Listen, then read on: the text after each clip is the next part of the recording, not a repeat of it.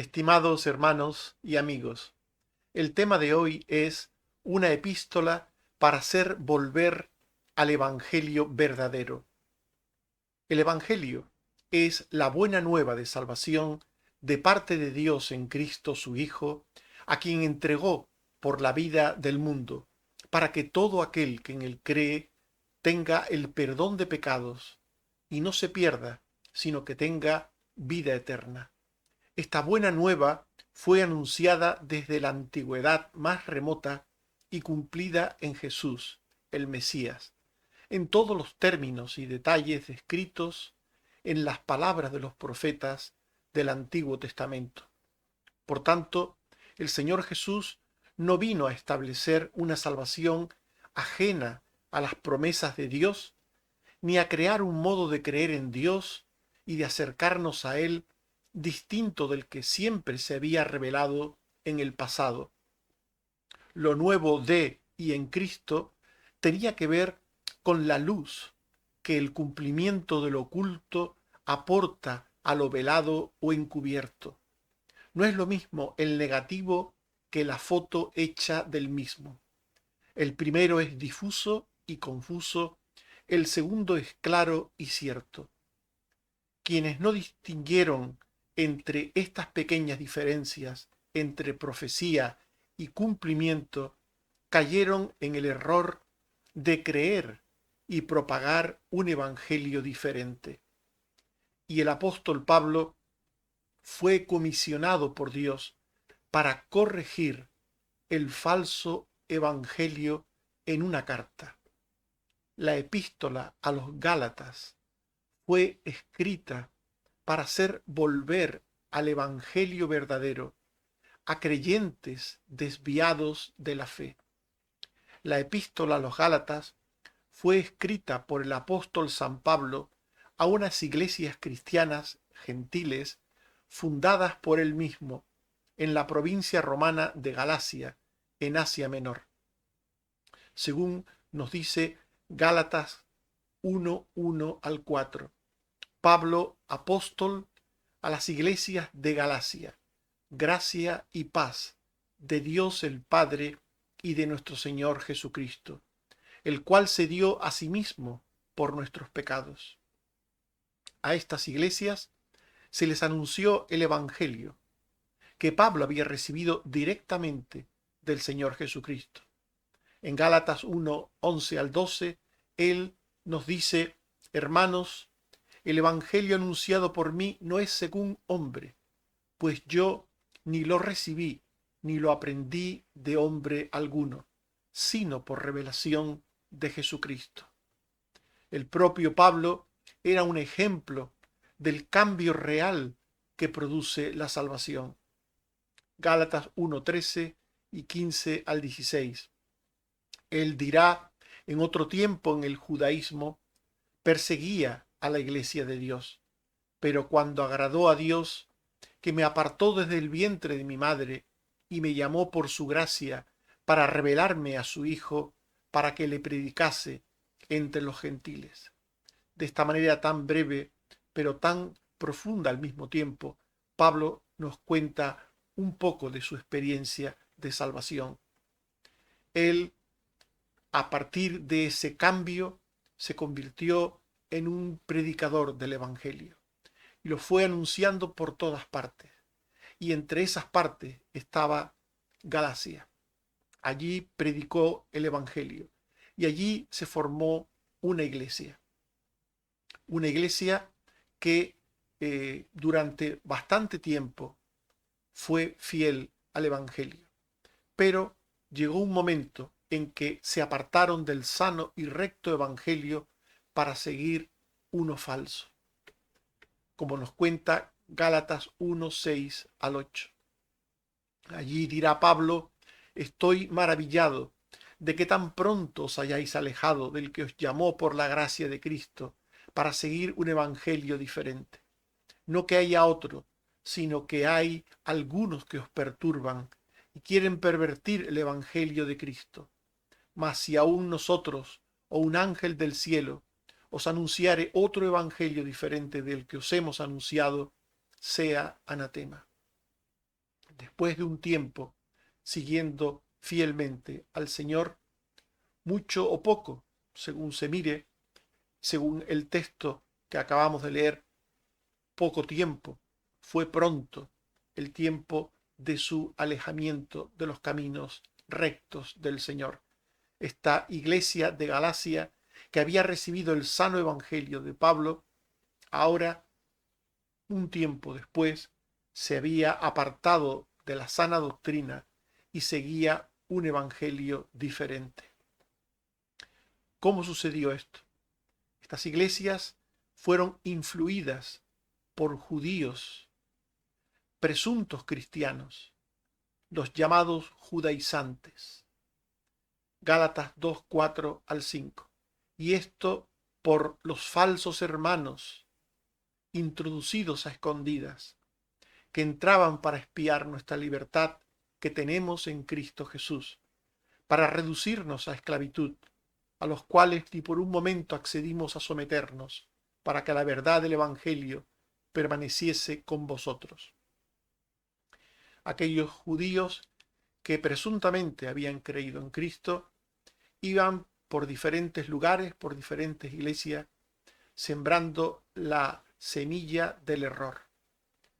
Iban hablando del Evangelio, pero no era el verdadero Evangelio, era un falso Evangelio. El falso Evangelio de los judaizantes que contaminó a la iglesia de Galacia es un evangelio que confunde la fe y la conducta de los cristianos, creando errores y conflictos entre los distintos creyentes que forman parte de una iglesia o entre las distintas comunidades cristianas. El evangelio erróneo judaizante dañaba las sanas creencias y las rectas conductas de los cristianos. Los verdaderos cristianos eran humildes y justos.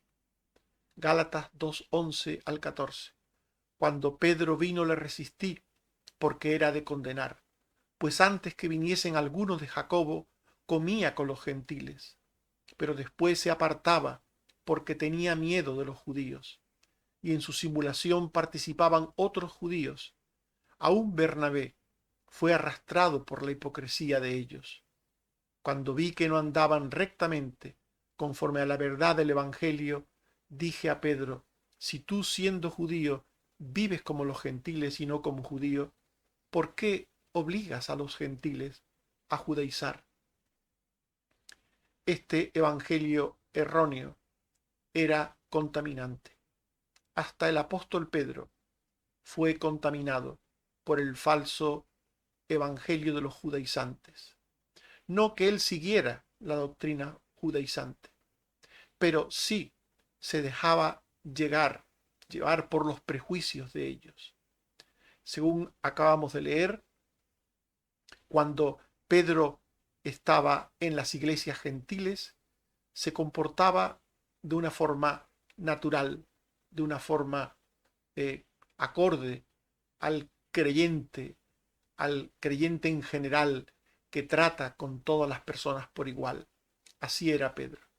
Pero cuando aparecían por medio los judaizantes, estos presuntos creyentes judíos, entonces Pedro, de alguna manera contaminado por esas creencias o por el miedo a estos judíos, por alguna causa que en el fondo desconocemos del todo, podemos quedarnos con las palabras de Pablo, que él dice la hipocresía de ellos.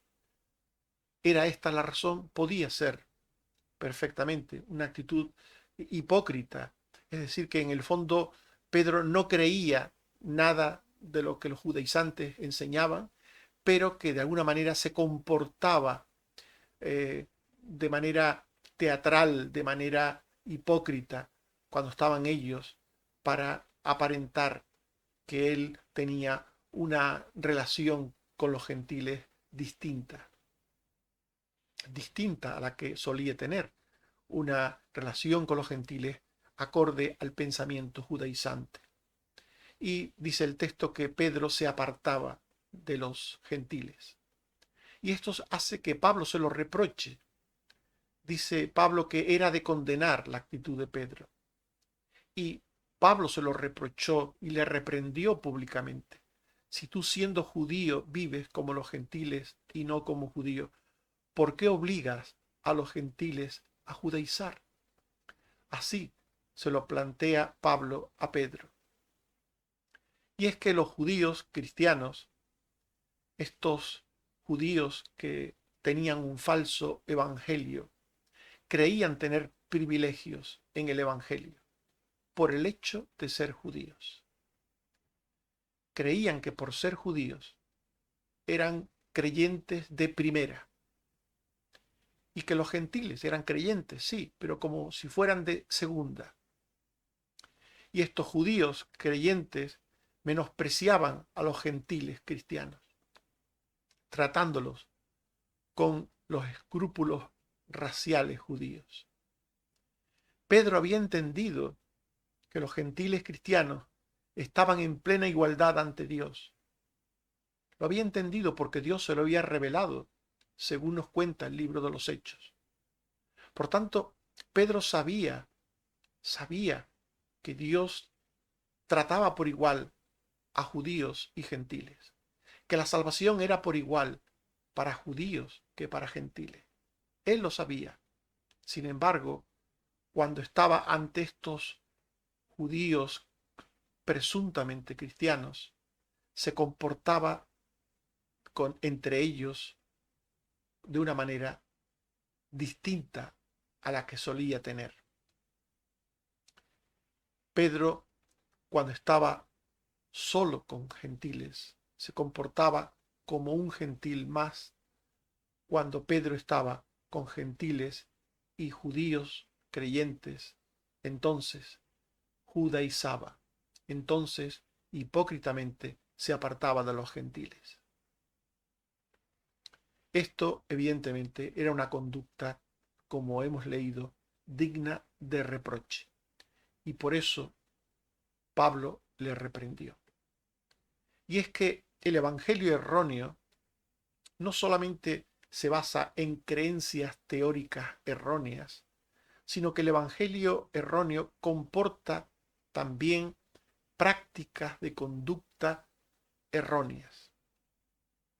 Quien cree en un evangelio diferente, piensa de una manera diferente y actúa de una manera diferente. El falso evangelio corrompe la doctrina y la conducta. El falso evangelio lleva al menosprecio del prójimo, al menosprecio del otro, del diferente, porque enfatiza cuestiones de tipo material, en el caso de estos judíos, la cuestión étnica o racial. Ellos creían que por ser judíos tenían privilegios ante Dios. Y enfatiza además la obra humana como medio de salvación. Gálatas 2:19 al 21. Yo por la ley soy muerto para la ley, dirá Pablo, a fin de vivir para Dios. Con Cristo estoy juntamente crucificado, y ya no vivo yo, mas vive Cristo en mí. Y lo que ahora vivo en la carne, lo vivo en la fe del Hijo de Dios, el cual me amó y se entregó a sí mismo por mí. No desecho la gracia de Dios, pues si por la ley fuese la justicia, entonces por demás murió Cristo. Con estas palabras, el apóstol Pablo está refutando la doctrina judaizante, que se basaba en la salvación por obras. Según esta doctrina, una persona se salvaba guardando la ley de Dios, obedeciendo la ley de Dios, por obra humana. Por tanto, y Pablo en este texto dice que él es lo que es por la gracia de Dios, que él es un hijo de Dios porque Dios entregó a su hijo para salvarle, para salvarle, para perdonarle y para darle vida eterna. Y todo eso fue un regalo de Dios. Y quien desecha la gracia para poner en su lugar las obras, está negando el don de Dios, el regalo de Dios a través de su Hijo. Y como dirá Pablo en el texto que hemos leído, entonces por demás murió Cristo. Si el hombre puede salvarse por sí mismo, si el hombre tiene capacidad para salvarse haciendo obras, entonces, plantea Pablo, ¿para qué murió Cristo? ¿Para qué dio Dios a su Hijo? ¿Para qué entregó a su Hijo a morir en una cruz? Por tanto, el evangelio erróneo menosprecia la salvación por gracia, por medio de la fe, y enfatiza la obra humana como medio de salvación. El evangelio erróneo judaizante termina negando a Cristo y a su obra redentora. Gálatas 2:15 al 21. Nosotros, judíos de nacimiento y no pecadores de entre los gentiles, sabiendo que el hombre no es justificado por las obras de la ley, sino por la fe de Jesucristo. Nosotros también hemos creído en Jesucristo para ser justificados por la fe de Cristo y no por las obras de la ley, por cuanto por las obras de la ley nadie será justificado. Porque si las cosas que destruí vuelvo a edificar, transgresor me hago. En definitiva, Pablo condena la doctrina judaizante de salvación por las obras, enfatizando que la salvación fue por gracia, es por gracia, por el don de Dios en Cristo que se recibe por medio de la fe. El apóstol Pablo dirá también a los Gálatas que ellos han seguido un camino necio de fe, que seguir el error judaizante es un camino necio de fe. Habían abandonado la sana doctrina que les fue anunciada inicialmente para seguir un evangelio falso de obras, un evangelio diferente al de Dios. Gálatas 3:1. Oh Gálatas insensatos, ¿quién os fascinó para no obedecer a la verdad? A vosotros ante cuyos ojos Jesucristo fue ya presentado claramente entre vosotros como crucificado. Con su doctrina falsa estaban negando la obra de Cristo. Estaban negando al propio Cristo. Oh Gálatas insensatos, les llamará Pablo. Habían vuelto atrás a su condición de pecado y de ausencia del Espíritu Santo. Gálatas 3:2 al 5. Esto solo quiero saber de vosotros. ¿Recibisteis el Espíritu por las obras de la ley o por el oír con fe? Les pregunta Pablo. ¿Tan necios sois? Habiendo comenzado por el Espíritu, ¿ahora vais a acabar por la carne? ¿Tantas cosas habéis padecido en vano? Si es que realmente fue en vano. Aquel, pues, que os suministra el Espíritu y hace maravillas entre vosotros, ¿lo hace por las obras de la ley o por el oír con fe? Les pregunta Pablo. Habían vuelto atrás. ¡Qué necios! Habiendo comenzado por el Espíritu Santo su andadura en la fe, habían terminado en la carne. Habían terminado creyendo en las obras humanas como medio de salvación. Y se habían colocado con ello bajo las maldiciones y exigencias de juicio de la ley. Gálatas 3:10 al 13. Porque todos los que dependen de las obras de la ley están bajo maldición, pues escrito está, maldito todo aquel que no permaneciere en todas las cosas escritas en el libro de la ley para hacerlas. Y que por la ley ninguno se justifica para con Dios, es evidente, porque el justo por la fe vivirá. Y la ley no es de fe, sino que dice, el que hiciere estas cosas vivirá por ellas. Pablo les intenta demostrar que si quieren confiar en un camino de obras, irán a la perdición.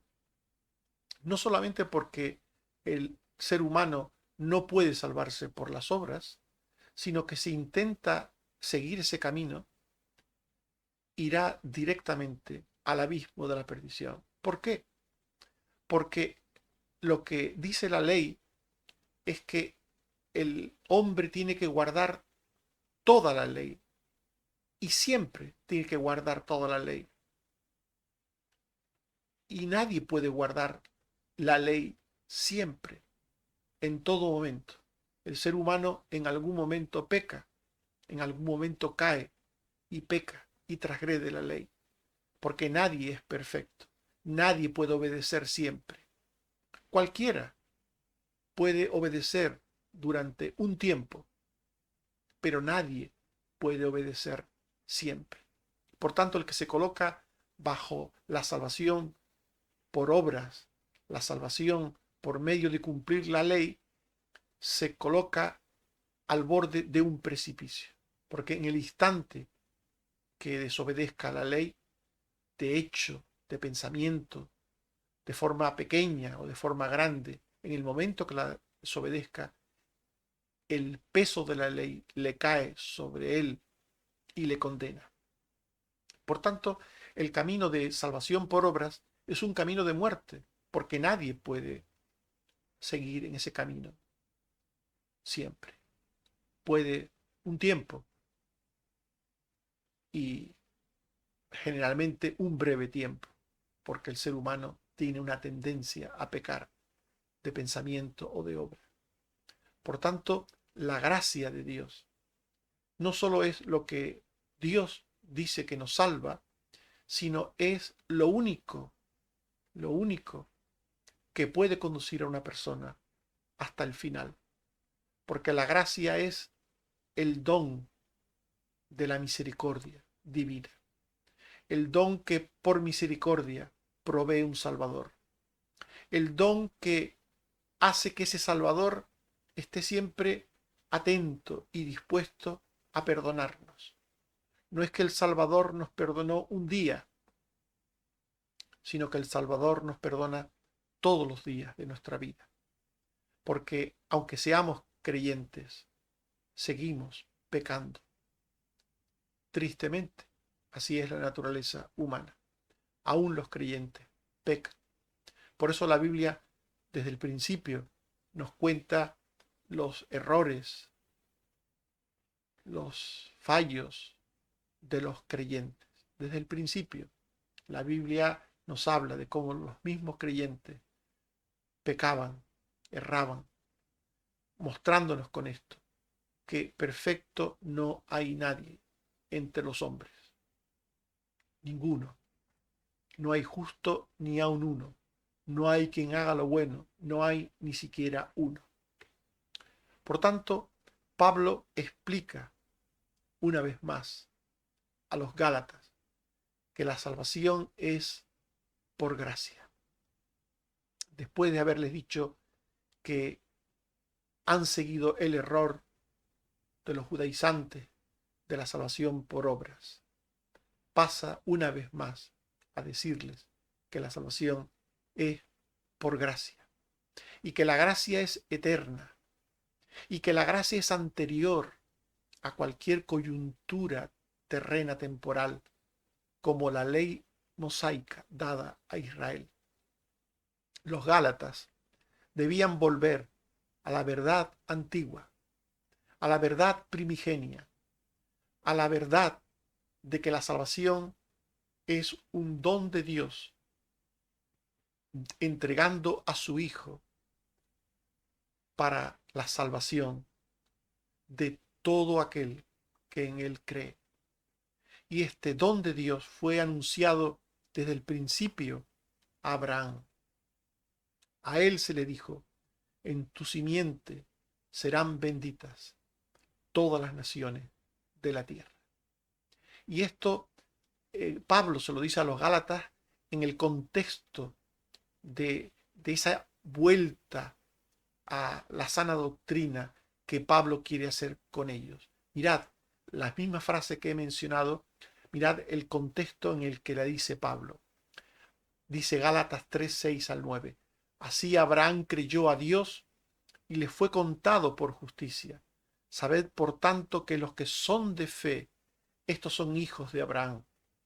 Y la Escritura, previendo que Dios había de justificar por la fe a los gentiles, dio de antemano la buena nueva a Abraham diciendo, en ti serán benditas todas las naciones, de modo que los de la fe son bendecidos con el creyente Abraham. La salvación de Dios es anterior al pueblo judío, al pueblo hebreo, al pueblo de Israel.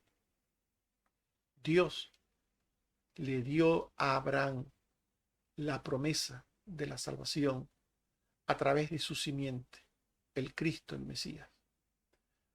Una promesa de salvación para todo aquel que creyera en él. Por eso dice Pablo, acabamos de leer, los que son de fe son bendecidos con el creyente Abraham. Este es el Evangelio. Esta es la buena nueva, anunciada desde el principio por Dios. Y Cristo Jesús es la simiente de Abraham, a través de la cual Dios redime al mundo. Gálatas 3, 13 al 14 y 16. Cristo nos redimió de la maldición de la ley, para que en Cristo Jesús la bendición de Abraham alcanzase a los gentiles, a fin de que por la fe recibiésemos la promesa del Espíritu. Ahora bien, a Abraham fueron hechas las promesas y a su simiente. No dice y a las simientes, como si hablase de muchos, sino como de uno, y a tu simiente, la cual es Cristo. Por tanto, la buena nueva de un Mesías redentor le fue anunciada a Abraham. A Abraham se le anunció el Evangelio, la buena nueva, de que un día vendría el Mesías para redimir a la humanidad, para que por medio de la fe pudieran en él, en el Mesías, tener perdón de pecados y vida eterna. La promesa de un Redentor universal no la anuló ni la ley ni el pueblo judío, que vino después. Gálatas 3, 15 y 17. Hermanos, hablo en términos humanos. Un pacto, aunque sea de hombre, una vez ratificado, nadie lo invalida, ni le añade. Esto pues digo, el pacto previamente ratificado por Dios para con Cristo, la ley que vino 430 años después no lo abroga para invalidar la promesa. Lo que está diciendo Pablo a los Gálatas es que el pueblo judío es muy posterior al anuncio del Evangelio de Dios a Abraham, muy posterior. Y por tanto, el plan de Dios, que es eterno, que es desde antes de la fundación del mundo, fue anunciado en su momento a Abraham, y ese momento en que fue anunciado fue muchísimo antes, 430 años antes de que Dios tuviese una relación con Israel. Por eso el énfasis de los judíos en ellos, en lo que ellos eran, en lo que ellos representaban, era un énfasis falaz, falso. Y Pablo se lo dice a los Gálatas. La promesa de salvación eterna por un Mesías es muy anterior al pueblo hebreo, al pueblo judío. Por tanto, la ley que fue dada mucho después tenía un propósito, pero no era en ninguna manera anular o invalidar la promesa, en ninguna manera. La ley tenía el propósito de mostrar el pecado, condenándolo con penas, con castigos. De esta manera, el pueblo entendería lo terrible que era el pecado, lo cual era necesario para volverse con fe al Mesías. Gálatas 3, 18 al 19. Porque si la herencia es por la ley, ya no es por la promesa, pero Dios la concedió a Abraham mediante la promesa. Entonces, ¿para qué sirve la ley? Fue añadida a causa de las transgresiones, hasta que viniese la simiente, a quien fue hecha la promesa. Por tanto, la ley tuvo un propósito de ser una especie de señal en el camino que indicaba la dirección hacia el Mesías. La ley tenía el propósito de mostrar al ser humano su pecado, mostrar al hombre que era un pecador, para hacerle ver su necesidad del Redentor, del Mesías que había de venir. Pero la ley no es contraria en ninguna manera, por tanto, a las promesas eternas de Dios. La ley lo que hace es llevar a las promesas de Dios, llevar al Mesías. No es contraria en ninguna manera. Y Pablo lo dice claramente, Gálatas 3, 21 al 23. Luego, ¿la ley es contraria a las promesas de Dios? Y Pablo responde, en ninguna manera. Porque si la ley dada pudiera vivificar, la justicia fuera verdaderamente por la ley. Mas la Escritura lo encerró todo bajo pecado, para que la promesa que es por la fe en Jesucristo fuese dada a los creyentes. Pero antes que viniese la fe, estábamos confinados bajo la ley, encerrados para aquella fe que iba a ser revelada.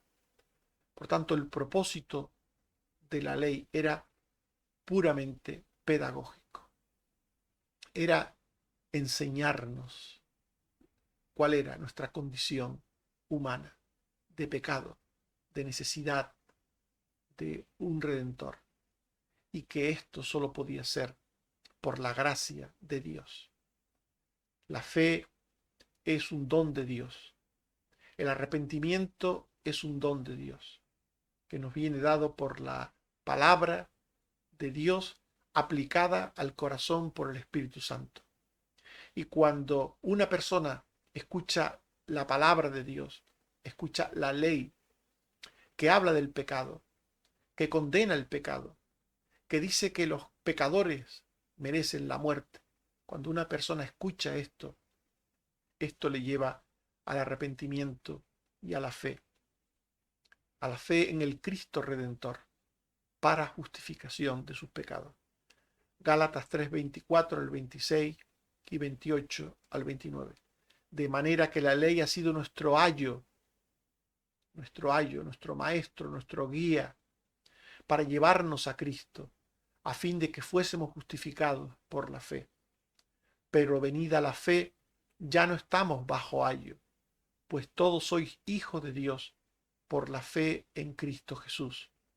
Ya no hay judío ni griego, no hay esclavo ni libre, no hay varón ni mujer, porque todos vosotros sois uno en Cristo Jesús.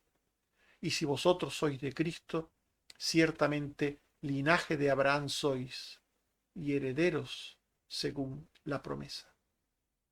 En definitiva, Pablo les hace ver una vez más a los Gálatas que la salvación es un don de Dios por gracia, que se recibe por medio de la fe en Cristo el Redentor. Estimados amigos y hermanos, hemos hablado de una epístola para hacer volver al Evangelio verdadero. Vimos que la epístola a los Gálatas fue escrita con ese propósito, para hacer volver al Evangelio verdadero a creyentes que se habían desviado de la fe.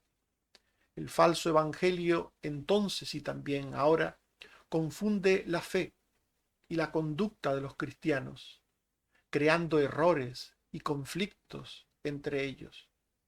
El apóstol Pablo dice a los Gálatas que habían seguido el camino necio del error y les explica a continuación que la salvación es por gracia, que la salvación eterna es un don de Dios, que la salvación es anterior a cualquier coyuntura terrena temporal, como la ley mosaica dada a Israel. Dice Gálatas 1, 9 al 10. Como antes hemos dicho, también ahora lo repito. Si alguno os predica diferente evangelio del que habéis recibido, sea anatema. Pues busco ahora el favor de los hombres o el de Dios. O trato de agradar a los hombres. Pues si todavía agradara a los hombres, no sería siervo de Cristo. Que el Señor nos ayude a entender todo lo que hemos dicho, de manera que estemos en el Evangelio verdadero. Este Evangelio verdadero nos habla de que la salvación es un don de Dios, un regalo de la gracia de Dios, a través de su Hijo Jesucristo, que murió en la cruz por nuestros pecados, para que todo aquel que cree en Él no se pierda, sino que tenga vida eterna. Que el Señor nos bendiga y nos guarde. Amén. Oremos. Señor, te damos las gracias por tu palabra, que nos habla de que hay un evangelio verdadero. Por tanto, esto también nos dice que hay evangelios falsos, evangelios según doctrinas y mandamientos de hombres que dicen cosas falsas sobre ti, sobre la salvación, sobre el pecado, sobre cómo salir de él, pero también ese evangelio falso lleva a conductas impropias, indignas, hipócritas. Ayúdanos, Señor, a estar en el evangelio verdadero, que nos lleva a ti y nos lleva desde una conducta santa, una conducta piadosa, una conducta justa. Ayúdanos, Señor, a estar en ese evangelio verdadero siempre, a no desviarnos nunca de él. Te seguimos pidiendo también, Señor, una vez más, por los enfermos. Que tengas misericordia, oh Padre, de todos los que siempre mencionamos, especialmente últimamente estamos pidiéndote por Benjamín, ten misericordia de él, oh Padre, y por otros muchos, Señor, que están necesitados de ti por una u otra razón. Te pedimos también por los que tienen que ser operados y por los que te necesitan por otras razones, del tipo que sea, Señor. Sé con todos tus hijos, con todo tu pueblo siempre. Te lo suplicamos por Jesucristo tu Hijo. Amén. Que el Señor nos bendiga. Amén.